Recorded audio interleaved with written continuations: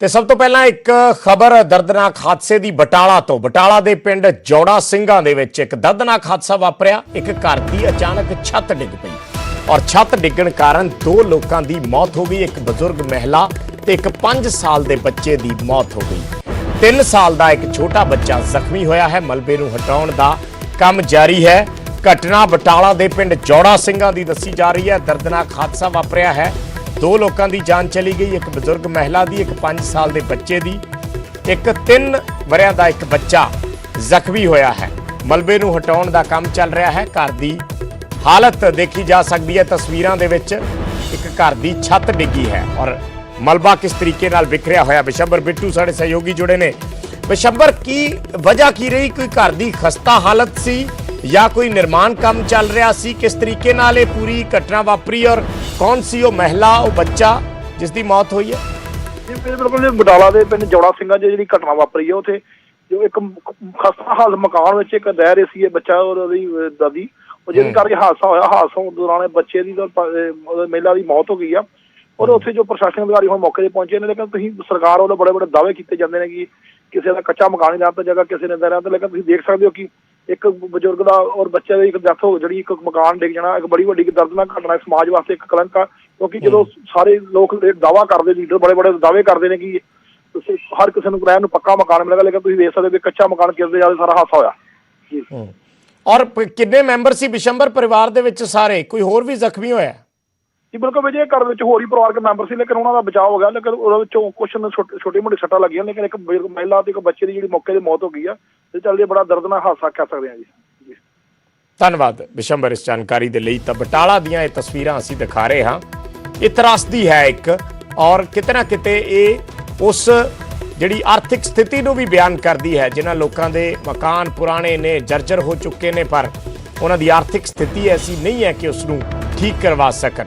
ਸੋ ਅਚਾਨਕ ਇਹ ਹਾਦਸਾ ਵਾਪਰਿਆ। ਇਸ ਘਰ ਦੀ ਛੱਤ ਡਿੱਗੀ ਔਰ 2 ਜਾਨਾਂ ਚਲੀਆਂ ਗਈਆਂ। ਇੱਕ ਬਜ਼ੁਰਗ ਔਰਤ ਦੀ, ਇੱਕ 5 ਸਾਲ ਦੇ ਮਾਸੂਮ ਬੱਚੇ।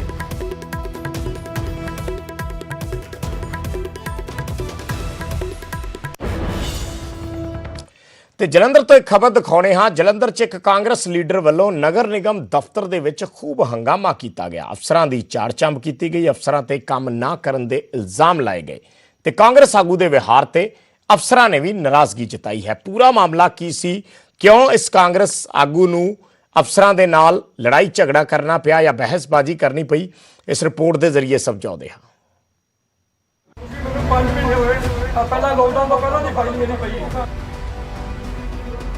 ਕਿਸੇ ਵੀ ਸਰਕਾਰ ਦੇ ਵਿੱਚ ਉਸ ਦੀ ਪਾਰਟੀ ਦੇ ਲੀਡਰਾਂ 'ਚ ਆਪਸੀ ਰੰਜਿਸ਼, ਆਪਸੀ ਖਹਿਬਾਜ਼ੀ, ਗੁੱਟਬਾਜ਼ੀ ਕਈ ਵਾਰ ਵੇਖਣ ਤੇ ਸੁਣਨ ਨੂੰ ਮਿਲਦੀ ਹੈ, ਜਿਸ ਨੂੰ ਲੈ ਕੇ ਪਾਰਟੀਆਂ ਸੰਜੀਦਾ ਤਾਂ ਨੇ, ਪਰ ਜਨਤਾ ਜੋ ਇਹਨਾਂ ਦੀਆਂ ਖਹਿਬਾਜ਼ੀਆਂ, ਰੰਜਿਸ਼ਾਂ ਦੇ ਵੀਡੀਓ ਵੇਖ ਕੇ ਛੁਟਕਾਰੇ ਲੈਂਦੀ ਹੈ, ਉਹ ਆਪਣੇ ਆਪ ਦੇ ਵਿੱਚ ਦਿਲਚਸਪ ਹੈ। ਤਾਜ਼ਾ ਮਾਮਲਾ ਜਲੰਧਰ ਤੋਂ ਨਿਕਲ ਕੇ ਸਾਹਮਣੇ ਆਇਆ, ਜੋ ਜਨਤਾ ਨੂੰ ਮਸਲਾ ਤਾਂ ਦੇ ਗਿਆ, ਪਰ ਨਾਲ ਹੀ ਕਾਂਗਰਸ ਪਾਰਟੀ ਤੇ ਸਰਕਾਰ ਨੂੰ ਲੈ ਕੇ ਵੀ ਸਵਾਲ ਖੜੇ ਕਰ ਗਿਆ। ਇੱਕ ਵੀਡੀਓ ਵਾਇਰਲ ਹੋਈ ਹੈ, ਸਾਰੀ ਵਿਖਾਵਾਂਗੇ, ਪਰ ਸ਼ੁਰੂਆਤ ਉਹਨਾਂ ਅਲਫਾਜ਼ਾਂ ਤੋਂ ਜੋ ਕਾਂਗਰਸ ਪਾਰਟੀ ਦੇ ਵਿੱਚ ਖਲਬਲੀ ਮਚਾ ਸਕਦੀ ਹੈ। ਲਓ ਸੁਣੋ। ਮੈਂ ਕਹਿੰਦਾ ਬੈਂਸ ਬੰਦਾ ਵਧੀਆ ਭਾਜੀ, ਜਿਹੜਾ ਛਿੱਤਰ ਮਾਰ ਕੇ ਲੋਕਾਂ ਦੇ ਕੰਮ ਕਰਾਉਂਦਾ। ਹੁਣ ਉਹ ਅਸੀਂ ਪੈਟਰਨ ਤੇ ਆਣਾ। ਇਹ ਨੇ Punjab medium scale industry board ਦੇ ਡਾਇਰੈਕਟਰ ਕਾਂਗਰਸੀ ਨੇਤਾ ਮਲਵਿੰਦਰ ਲੱਕੀ, ਜੋ ਬੈਂਸ ਵੱਲੋਂ ਕਈ ਕੀਤੇ ਜਾਣ ਵਾਲੇ ਕੰਮਾਂ ਨੂੰ ਸਹੀ ਠਹਿਰਾ ਰਹੇ ਨੇ। ਸ਼ਬਦਾਵਲੀ ਭੱਦੀ ਹੈ, ਪਰ ਮਲਵਿੰਦਰ ਜੀ ਨੇ ਆਪਣੇ ਆਉਣ ਵਾਲੇ ਸਮੇਂ 'ਚ ਪੈਟਰਨ ਕੀ ਹੋਵੇਗਾ ਇਹ ਦੱਸਦਾ ਹੈ। ਨਾਲ ਹੀ ਸੱਤਾ ਦੇ ਵਿੱਚ ਰਹਿੰਦੇ ਹੋਏ ਬੈਂਸ ਨੂੰ ਵਧੀਆ ਬੰਦਾ ਹੋਣ ਦਾ ਸਰਟੀਫਿਕੇਟ ਵੀ ਦੇ ਦਿੱਤਾ। ਬਹਰਹਾਲ ਅੱਜ ਦੀ ਇਹ ਖਬਰ ਸਰਟੀਫਿਕੇਟ ਦੇਣ ਬਾਰੇ ਨਹੀਂ ਹੈ, ਸਗੋਂ ਇੱਕ ਦਰਦ ਬਾਰੇ ਹੈ ਜੋ ਕਾਂਗਰਸੀ ਨੇਤਾ ਦਾ ਨਿਕਲ ਕੇ ਸਾਹਮਣੇ ਆਇਆ। ਨਾਲ ਹੀ ਆਪਣੇ ਕਾਂਗਰਸੀ ਸਾਥੀ ਨੂੰ ਅੰਡਰਸਟੈਂਡੇਬਲ ਕੀਤਾ ਜਾ ਰਿਹਾ। ਕਿਵੇਂ? ਲਓ ਸੁਣੋ। ਪ੍ਰਗਟ ਸਿੰਘ ਜੀ, ਮੇਰੀ ਇਹ ਨਹੀਂ ਕਰਨਾ। ਉਹ ਪ੍ਰਗਟ ਸਿੰਘ, ਇੱਕ ਮਿੰਟ, ਪ੍ਰਗਟ ਸਿੰਘ ਕੀ ਹੈ? ਨੇਤਾ ਜੀ ਕਾਫੀ ਗੁੱਸੇ ਵਿੱਚ ਸਨ। ਸਵਾਲਾਂ ਦੇ ਜਵਾਬ ਦੇ ਵਿੱਚ ਸਵਾਲ ਕਰਦੇ ਰਹੇ ਤੇ ਨਾਲ ਹੀ ਸਰਕਾਰੀ ਅਧਿਕਾਰੀਆਂ ਸਾਹਮਣੇ ਧਮਕੀਆਂ ਦਿੰਦੇ ਰਹੇ। ਜਿੱਦਾਂ ਇਹ ਕਹਿ ਰਹੇ ਨੇ ਜਾਂ ਤੁਸੀਂ ਕਹਿ ਰਹੇ ਹੋ, ਆਰੋਪ ਲਗਾ ਰਹੇ ਹੋ ਕਿ ਉਹਨਾਂ ਨੇ ਕਿਹਾ ਫਾਈਲ ਪਾਸ ਨਹੀਂ ਹੁੰਦੀ, ਨਹੀਂ ਬਿਲਡਿੰਗ ਨਹੀਂ ਬਣਦੀ। ਕੀ ਇਹੋ ਜਿਹਾ ਪ੍ਰਗਟ ਸਿੰਘ ਦਾ ਮੋਟਿਵ ਹੈ ਜੋ ਇਹ ਗੱਲ ਕਹਿ ਰਹੀ ਆ? ਇਹ ਉਹਨੂੰ ਪੁੱਛੋ, ਉਹਨਾਂ ਨੇ ਆ ਕੇ ਇਹਦਾ ਆਕਾ ਹੈ, ਇਹਦਾ ਆਕਾ ਉਹ ਇਹਨੂੰ ਪੁੱਛੋ ਜਾਂ ਉਹਨੂੰ ਪੁੱਛੋ। ਮੈਂ ਤਾਂ ਤੁਹਾਡੀ ਪਾਰਟੀ ਦੇ ਹੀ ਆ। ਉਹ ਇਹ ਪਾਰਟੀ ਦਾ ਪਰਦਾ ਤੋਂ ਉੱਪਰ ਉੱਠ ਕੇ ਗੱਲ ਕਰਦਾ। ਮੈਂ ਗਰੀਬ ਬੰਦੇ ਰਿਸ਼ਵਤ ਨਹੀਂ ਅੱਜ ਤੋਂ ਬਾਅਦ ਲੈਣ ਦੇਣੀ। ਮੈਂ ਟੈਂਡਰ ਲਾ ਕੇ ਬਾਹਰ ਲਾ ਦੇਣਾ ਬੰਦੇ ਕਾਂਗਰਸ ਦੇ ਬਣੇ ਸਾਰੇ। ਬਸ ਅਜੇ ਇੱਥੇ ਨਹੀਂ ਹੋਈ। ਨੇਤਾ ਜੀ ਸ਼ਾਇਦ ਜਾਣਦੇ ਨੇ ਕਿ ਰਿਸ਼ਵਤਖੋਰ ਕੌਣ-ਕੌਣ ਨੇ, ਸੋ ਸੀਐਮ ਸਾਹਿਬ ਦੀ ਧਮਕੀ ਵੀ ਦੇ ਛੱਡੀ। ਜਿਹੜੇ ਬੰਦੇ ਦੇ ਰਿਸ਼ਵਤਾਂ ਲਈਆਂ ਸਿੱਧੇ ਮੈਂ ਪੇਸ਼ ਕਰਾਣੇ ਸੀਐਮ ਦੇ। ਤੁਸੀਂ ਕੀ ਸਮਝਦੇ ਹੋ ਹੈ ਆਪਣੇ ਆਪ ਨੂੰ? ਤੁਸੀਂ ਕਰੋੜਾਂ ਰੁਪਇਆ ਬਣਾ ਕੇ ਗਰੀਬ ਬੰਦਾ 3 ਮੰਜ਼ਿਲਾ ਮਕਾਨ ਬਣਾਉਂਦਾ, ਉਹ ਤੁਸੀਂ ਢਾਣ ਤੁਰ ਪੈਂਦੇ ਹੋ। ਸੋ ਅਫਸਰ ਬੈਠੇ ਸਨ ਪਰ ਜਨਾਬ ਦੀਆਂ ਧਮਕੀਆਂ ਜਾਰੀ ਰਹੀਆਂ।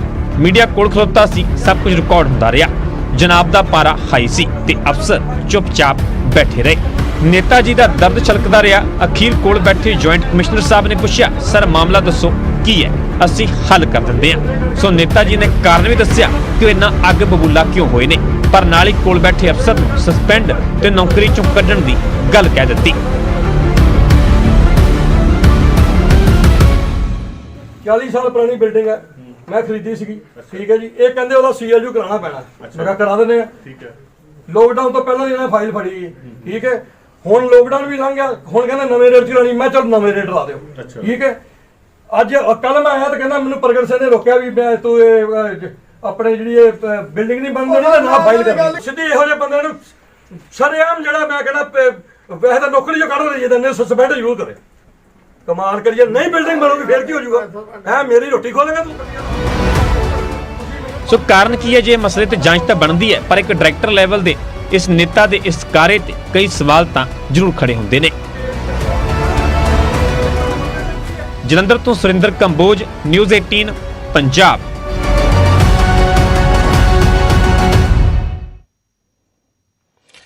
ਤਾਂ ਇਹ ਪਹਿਲੀ ਵਾਰ ਨਹੀਂ ਹੈ। ਅਕਸਰ ਕਾਂਗਰਸੀ ਨੇਤਾਵਾਂ ਦਾ ਦਰਦ ਸਮੇਂ-ਸਮੇਂ ਤੇ ਝਲਕਦਾ ਰਿਹਾ ਕਿ ਅਫਸਰ ਉਹਨਾਂ ਦੀ ਗੱਲ ਨਹੀਂ ਸੁਣਦੇ ਔਰ ਕਈ ਵਾਰ ਨੇਤਾ ਗੁੱਸੇ ਦੇ ਵਿੱਚ ਹੱਦਾਂ ਵੀ ਲੰਘ ਜਾਂਦੇ ਨੇ। ਇਹ ਕੋਈ ਪਹਿਲਾ ਮਾਮਲਾ ਨਹੀਂ ਹੈ। ਸੁਨੀਲ ਜਾਖੜ ਤੱਕ ਕਈ ਮੰਚਾਂ ਤੋਂ ਇਹ ਗੱਲ ਕਹਿ ਚੁੱਕੇ ਨੇ। ਅਗਲੀ ਖਬਰ, ਖੇਤੀ ਕਾਨੂੰਨਾਂ ਖਿਲਾਫ ਦਿੱਲੀ ਕੂਚ ਕਰਨ ਲਈ ਕਿਸਾਨ ਤਿਆਰ ਨੇ। ਕਿਸਾਨਾਂ ਨੂੰ ਲਾਮਬੱਧ ਕਰਨ ਲਈ ਮੁਹਿੰਮਾਂ ਚੱਲ ਰਹੀਆਂ ਨੇ। ਰਾਸ਼ਨ ਪਾਣੀ ਇਕੱਠਾ ਕੀਤਾ ਜਾ ਰਿਹਾ ਕਿਉਂਕਿ ਤਿਆਰੀ ਲੰਮੇ ਮੋਰਚੇ ਦੀ ਆ। ਪਿੰਡਾਂ ਦੇ ਵਿੱਚ ਕੀ ਮਾਹੌਲ ਹੈ, ਇਸ ਰਿਪੋਰਟ ਦੇ ਜ਼ਰੀਏ ਦੇਖੋ ਜ਼ਰਾ।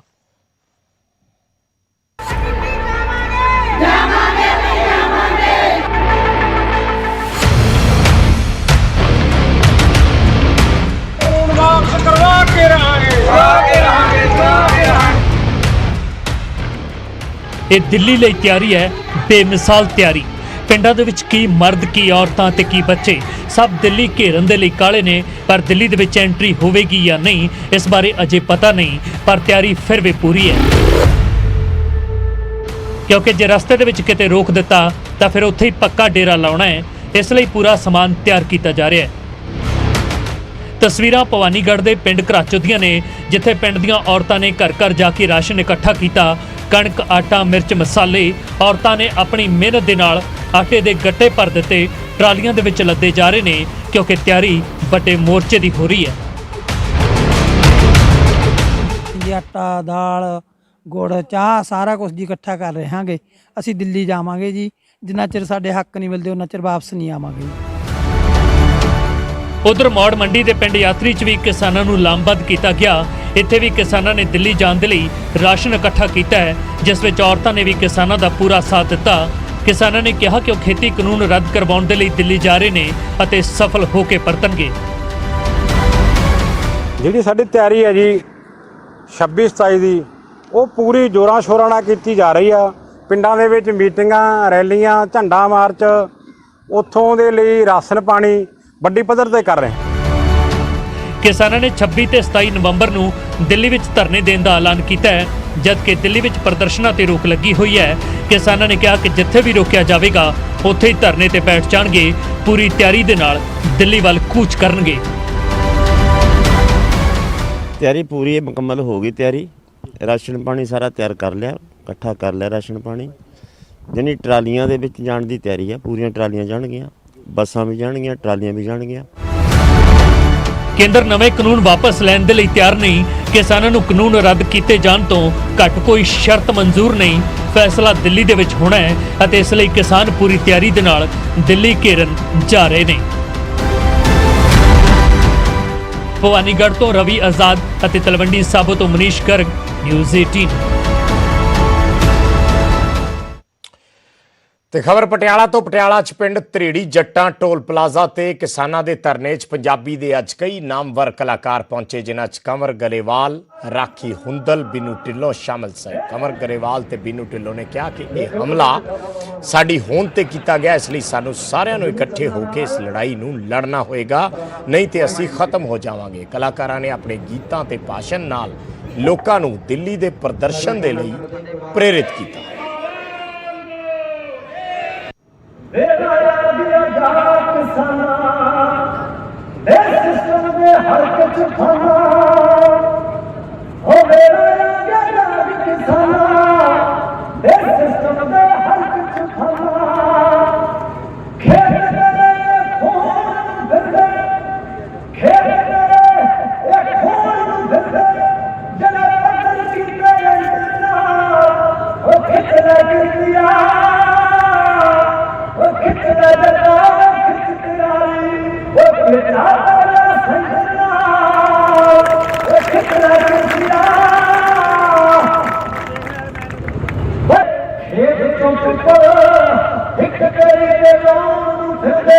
ਕਲਾਕਾਰ ਨਹੀਂ, ਕਲਾਕਾਰੀ ਪਿੱਛੇ ਰਹਿ ਗਈ।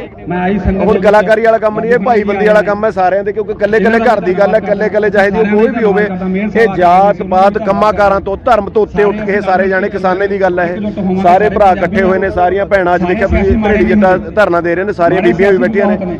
ਸੋ ਮੈਂ ਪ੍ਰਮਾਤਮਾ ਅੱਗੇ ਬੇਨਤੀ ਕਰਦਾ, ਚਰਨਾਂ 'ਚ ਅਰਦਾਸ ਕਰਦਾ ਵੀ ਸਾਨੂੰ ਏਕੇ ਦੀ ਬਰਕਤ ਦੇਵੇ, ਅਸੀਂ ਸਾਰੇ ਜਾਣੇ ਇਕੱਠੇ ਹੋਈਏ, ਇਸ ਸੰਘਰਸ਼ ਦੇ ਖਿਲਾਫ ਅਸੀਂ ਲੜੀਏ, ਤਾਂ ਕਿ ਜਿਹੜੇ ਹੁਕਮਰਾਨ ਨੇ ਉਹਨਾਂ ਦੇ ਕੰਨਾਂ ਤੱਕ, ਕਿਉਂਕਿ ਜੂਨ ਨਹੀਂ ਸਰਕਦੀ, ਉਹਨਾਂ ਦੇ ਕੰਨ ਖੁੱਲਣ। ਤੇ ਅੱਜ ਐਮਐਸਪੀ ਦੇ ਮੁੱਦੇ ਤੇ ਬੀਜੇਪੀ ਆਗੂ ਹਰਜੀਤ ਗਰੇਵਾਲ ਦੇ ਇੱਕ ਬਿਆਨ ਨਾਲ ਪੰਜਾਬ ਦੀ ਸਿਆਸਤ ਭੱਗ ਗਈ। ਦਰਅਸਲ ਨਿਊਜ਼ 18 ਨਾਲ ਖਾਸ ਗੱਲਬਾਤ ਦੌਰਾਨ ਹਰਜੀਤ ਗਰੇਵਾਲ ਨੇ ਕੁਝ ਸੰਕੇਤ ਦਿੱਤੇ। ਕੇਂਦਰ ਵੱਲੋਂ ਗੱਲਬਾਤ ਐਮਐਸਪੀ ਦੇ ਮੁੱਦੇ ਤੇ ਕੋਈ ਫੈਸਲਾ ਲਏ ਜਾਣ ਸੰਬੰਧੀ ਤਾਂ ਵਿਰੋਧੀਆਂ ਨੇ ਬੀਜੇਪੀ ਤੇ ਨਿਸ਼ਾਨੇ ਸਾਧੇ ਅਤੇ ਐਮਐਸਪੀ ਨੂੰ ਕਾਨੂੰਨੀ ਰੂਪ ਦੇਣ ਦੀ ਮੰਗ ਕੀਤੀ। ਪੂਰੀ ਰਿਪੋਰਟ ਦਿਖਾਉਂਦੇ ਹਾਂ।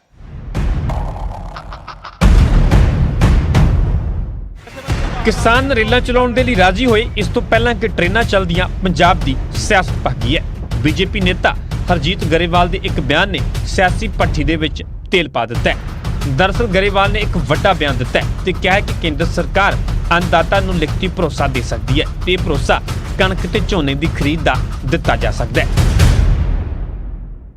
ਐਮਐਸਪੀ ਦੀ ਐਡਮਿਨਿਸਟ੍ਰੇਟਿਵ ਆਰਡਰ ਆ ਉਹ, ਠੀਕ ਹੈ ਨਾ, ਉਹਦੇ ਤੇ ਐਗਜ਼ੀਕਿਊਟਿਵ ਗਾਰੰਟੀ ਦਿੱਤੀ ਜਾ ਸਕਦੀ ਹੈ। ਸਰਕਾਰ ਉਹੀ ਅਸ਼ੋਰੈਂਸ ਦੇਗੀ ਨਾ, ਤੇ ਉਹ ਦੇ ਸਕਦੀ ਹੈ ਭਾਰਤ ਸਰਕਾਰ, ਕੋਈ ਦਿੱਕਤ ਨਹੀਂ ਹੈ।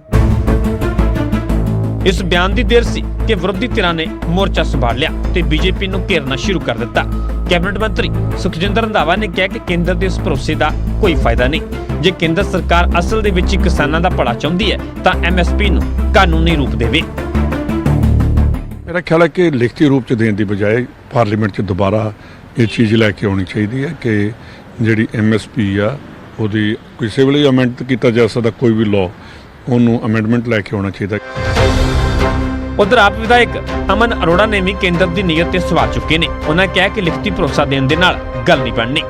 ਬੀਜੇਪੀ ਐਮਐਸਪੀ ਨੂੰ ਕਾਨੂੰਨੀ ਦਰਜਾ ਦੇਵੇ ਤੇ ਖੇਤੀ ਕਾਨੂੰਨਾਂ 'ਚ ਸੋਧ ਕਰੇ। ਤੁਹਾਡੀ ਨੀਅਤ ਸਾਫ਼ ਹੈ, ਤੁਹਾਡੀ ਸਰਕਾਰ ਦੀ ਨੀਅਤ ਸਾਫ਼ ਹੈ ਤੇ ਤੁਸੀਂ ਉਹਦਾ ਕਾਨੂੰਨ ਬਣਾਓ। ਕਾਨੂੰਨੀ ਅਧਿਕਾਰ ਹੈ, ਜਿਹੜਾ ਹੱਕ ਹੈ ਉਹ ਕਿਸਾਨਾਂ ਨੂੰ ਦਿਓ। ਦੂਜੇ ਪਾਸੇ ਅਕਾਲੀ ਦਲ ਨੇ ਵੀ ਕੇਂਦਰ ਨੂੰ ਨਿਸ਼ਾਨੇ ਤੇ ਲਿਆ। ਐਮਐਸਪੀ ਨੂੰ ਕਾਨੂੰਨੀ ਰੂਪ ਦੇ ਵਿੱਚ ਲਾਗੂ ਕਰਨ ਦੀ ਮੰਗ ਕੀਤੀ ਹੈ। ਅਕਾਲੀ ਆਗੂ ਚੰਦੂ ਮਾਜਰਾ ਨੇ ਕਿਹਾ ਕਿ ਸਿਰਫ ਲਿਖਤੀ ਭਰੋਸੇ ਦੇ ਨਾਲ ਕੁਝ ਨਹੀਂ ਹੋਣਾ। ਲਿਖਤੀ ਭਰੋਸਾ ਤਾਂ ਖੇਤੀ ਮੰਤਰੀ ਵੀ ਦੇ ਚੁੱਕੇ ਨੇ। ਪੰਜਾਬ ਸਰਕਾਰ ਛੇਤੀ ਤੋਂ ਛੇਤੀ ਰੇਲਾਂ ਚਲਾਉਣ ਦੇ ਹੱਕ ਵਿੱਚ ਹੈ ਤੇ ਕਿਸਾਨਾਂ ਨੇ ਵੀ 23 ਨਵੰਬਰ ਤੋਂ ਟ੍ਰੇਨਾਂ ਚਲਾਉਣ ਦੀ ਇਜਾਜ਼ਤ ਦੇ ਦਿੱਤੀ ਹੈ ਤੇ ਕੇਂਦਰ ਸਰਕਾਰ ਵੀ ਕਿਸਾਨਾਂ ਨੂੰ ਮਨਾਉਣ ਦੇ ਵਿੱਚ ਲੱਗੀ ਹੋਈ ਹੈ, ਜਿਸ ਦੇ ਲਈ ਭਾਜਪਾ ਵੱਲੋਂ ਕਿਸਾਨਾਂ ਨੂੰ ਭਰੋਸੇ ਦੇ ਵਿੱਚ ਲਿਆ ਜਾ ਰਿਹਾ ਹੈ। ਚੰਡੀਗੜ੍ਹ ਤੋਂ ਰੋਹਿਤ ਬੰਸਲ, ਨਿਊਜ਼ 18 ਪੰਜਾਬ।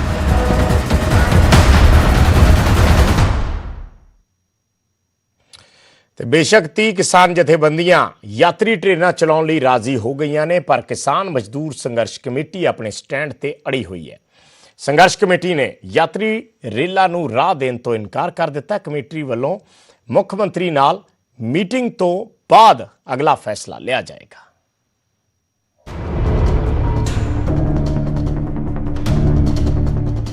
ट्रैक ते ट्रेनां चलाउण दे लई किसान जथेबंदियां मन तां गईयां ने, पर किसान मजदूर संघर्ष कमेटी हाले भी अपने रुख ते कायम है।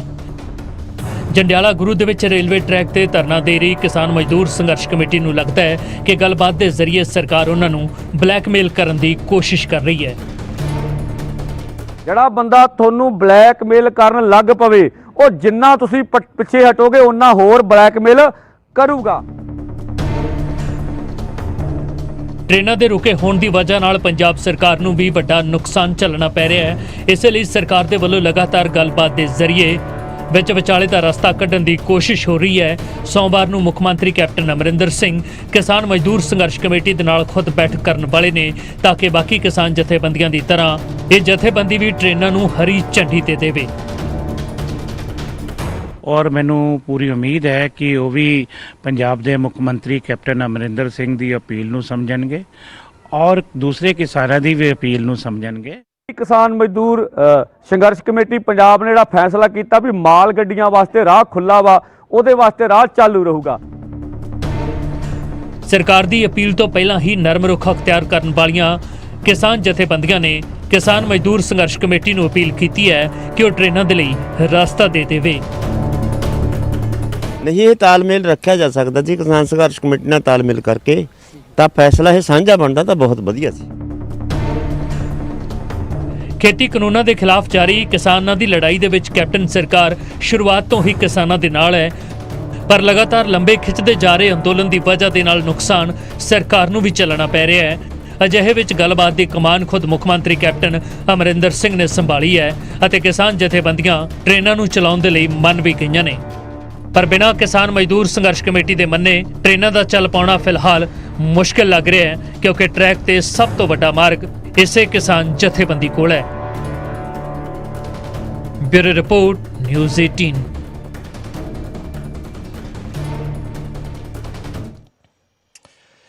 ਤੇ ਰਾਮਪੁਰਾ ਫੂਲ 'ਚ ਡੇਰਾ ਪ੍ਰੇਮੀ ਦੇ ਹੋਏ ਕਤਲ ਦੇ ਮਾਮਲੇ ਦੇ ਵਿੱਚ ਅੱਜ ਡੇਰਾ ਪ੍ਰੇਮੀਆਂ ਦੀ ਐਸਐਸਪੀ ਨਾਲ ਹੋਈ ਮੀਟਿੰਗ ਬੇਸਿੱਟਾ ਰਹੀ। ਸਲਾਬਤਪੁਰਾ ਡੇਰੇ ਦੇ ਬਾਹਰ ਲਗਾਤਾਰ ਧਰਨਾ ਜਾਰੀ ਹੈ। ਦੂਜੇ ਦਿਨ ਵੀ ਮ੍ਰਿਤਕ ਮਨੋਹਰ ਲਾਲ ਦਾ ਅੰਤਿਮ ਸੰਸਕਾਰ ਨਹੀਂ ਕੀਤਾ ਗਿਆ ਹੈ। ਪ੍ਰਦਰਸ਼ਨਕਾਰੀਆਂ ਵੱਲੋਂ ਕਾਤਲਾਂ ਨੂੰ ਤੁਰੰਤ ਗ੍ਰਿਫਤਾਰ ਕਰਨ ਦੀ ਮੰਗ ਰੱਖੀ ਗਈ ਹੈ। ਡੇਰਾ ਪ੍ਰੇਮੀਆਂ ਦੀਆਂ ਮੰਗਾਂ ਨੂੰ ਐਸਐਸਪੀ ਦੇ ਕਹਿਣ ਮੁਤਾਬਕ ਸੀਨੀਅਰ ਅਧਿਕਾਰੀਆਂ ਤੱਕ ਪਹੁੰਚਾਇਆ ਜਾ ਰਿਹਾ ਹੈ। ਐਸਐਸਪੀ ਦਾ ਕਹਿਣਾ ਹੈ ਕਿ ਕਤਲ ਮਾਮਲੇ ਦੀ ਜਾਂਚ ਸਹੀ ਟਰੈਕ ਤੇ ਹੈ।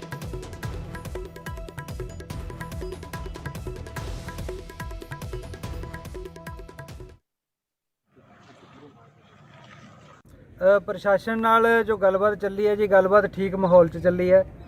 ਪ੍ਰਸ਼ਾਸਨ ਦੇ ਵੱਲੋਂ ਜੋ ਸਾਡੇ ਨਾਲ ਗੱਲਬਾਤ ਹੋਈ ਹੈ ਉਹਦੇ 'ਚ ਉਹਨਾਂ ਨੇ ਇਹੀ ਕਿਹਾ ਵੀ ਅਸੀਂ ਕਾਫੀ ਜਿਹੜਾ ਹੈਗਾ ਮਿਹਨਤ ਕਰ ਰਹੇ ਹਾਂ, ਟੀਮਾਂ ਲਾਈਆਂ ਹੋਈਆਂ ਟਰੇਸ ਕਰਨ ਦੇ ਉੱਤੇ, ਅਲੱਗ-ਅਲੱਗ ਟੀਮਾਂ ਆਪਣੇ ਜਿਹੜਾ ਹੈਗਾ ਸਾਈਬਰ ਕ੍ਰਾਈਮ ਵਾਲੀਆਂ ਅਲੱਗ ਨੇ, ਉਹ ਸਾਰਾ ਕੁਝ ਅਸੀਂ ਕਰ ਰਹੇ ਹਾਂ ਤੇ ਅਸੀਂ ਜਲਦ ਹੈ ਕਿਸੇ ਨਾ ਕਿਸੇ ਨਤੀਜੇ ਤੇ ਇਹ ਜਾਂਚ ਪੜਤਾਲ ਨੂੰ ਲੈ ਕੇ ਜਾਵਾਂਗੇ, ਦੋਸ਼ੀਆਂ ਨੂੰ ਸਾਹਮਣੇ ਲੈ ਕੇ ਆਵਾਂਗੇ। ਸੰਸਕਾਰ ਤੇ ਕੀ ਸਹਿਮਤੀ ਬਣੀ ਹੈ ਜੀ? ਸੰਸਕਾਰ ਤੇ ਕੋਈ ਸਹਿਮਤੀ ਨਹੀਂ ਬਣੀ ਜੀ। ਉਹਨਾਂ ਦੇ ਵੱਲੋਂ ਇਹੀ ਕਿਹਾ ਗਿਆ ਸੀਗਾ ਵੀ ਅਸੀਂ ਬਹੁਤ ਜਲਦ ਜਿਹੜਾ ਹੈਗਾ ਤੁਸੀਂ ਸਾਡੇ ਨਾਲ ਐਗਰੀ ਹੋ, ਬਹੁਤ ਜਲਦ ਅਸੀਂ ਇਹਨਾਂ ਦੇ ਜਿਹੜੇ ਰਿਪਰੈਜ਼ੈਂਟੇਟਿਵ ਸੀ ਉਹਨਾਂ ਨੇ ਮੀਟਿੰਗ ਕੀਤੀ ਹੈ। ਉਹਨਾਂ ਦੇ ਕੋਈ ਸਰਟਨ ਇਸ਼ੂਜ਼ ਹੈਗੇ ਉਹ ਅਸੀਂ ਆਪਣੇ ਹਾਇਰ ਅਥਾਰਟੀਜ਼ ਕੋਲ ਪਹੁੰਚਾਵਾਂਗੇ। ਤੇ ਆਪਣੀਆਂ ਮੰਗਾਂ ਨੂੰ ਲੈ ਕੇ ਵਿਸ਼ਵ ਪ੍ਰਸਿੱਧ ਵਿਰਾਸਤੇ ਖਾਲਸਾ ਵਿੱਚ ਕੰਮ ਕਰਨ ਵਾਲੇ ਮੁਲਾਜ਼ਮਾਂ ਦੀ ਵਿਰਾਸਤੇ ਖਾਲਸਾ ਦੇ ਗੇਟ ਸਾਹਮਣੇ ਹੜਤਾਲ ਚੱਲ ਰਹੀ ਹੈ। ਇਸ ਰਿਪੋਰਟ ਦੇ ਜ਼ਰੀਏ ਦਿਖਾਉਂਦੇ ਹਾਂ।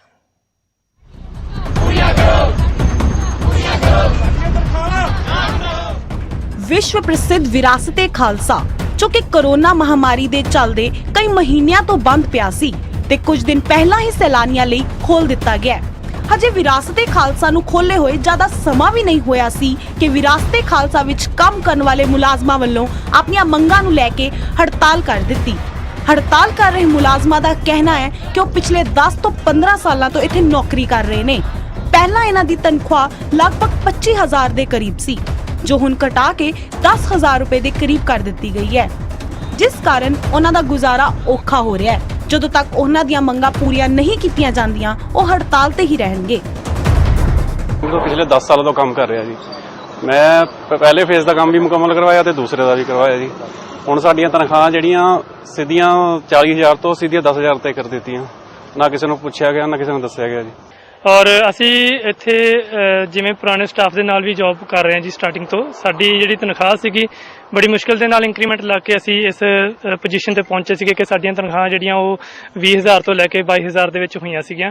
ਪਰ ਹੁਣ ਜਿਹੜਾ ਜਦ ਤੋਂ ਇਹ ਲੋਕਡਾਊਨ ਤੋਂ ਬਾਅਦ ਕੰਪਨੀ ਚੇਂਜ ਹੋਈ ਹੈ, ਸਾਡੇ ਜਿਹੜੀ ਤਨਖਾਹ ਹੈ ਉਹਦੇ ਵਿੱਚ ਕਟੌਤੀ ਕੀਤੀ ਗਈ ਹੈ। ਸਾਡੀ ਤਨਖਾਹ ਅੱਧੀ ਦੇ ਕਰੀਬ ਹੀ ਰਹਿ ਗਈ ਹੈ। ਸੈਲਰੀਜ਼ ਤੇ ਹੀ ਕੀਤਾ ਜਾ ਰਿਹਾ ਜੀ, ਜਿੱਦਾਂ ਹੁਣ ਸਾਡੇ ਬੜੀ ਡਿਡਕਸ਼ਨ ਹੋਈ ਹੈ ਸੈਲਰੀਜ਼ ਦੇ ਵਿੱਚ, ਤੇ ਅਸੀਂ ਚਾਹੁੰਦੇ ਹਾਂ ਵੀ ਜੋ ਸਾਡੀ ਬਣਦੀ ਜੋ ਸੈਲਰੀ ਹੈ ਉਹ ਸਾਨੂੰ ਮਿਲੇ।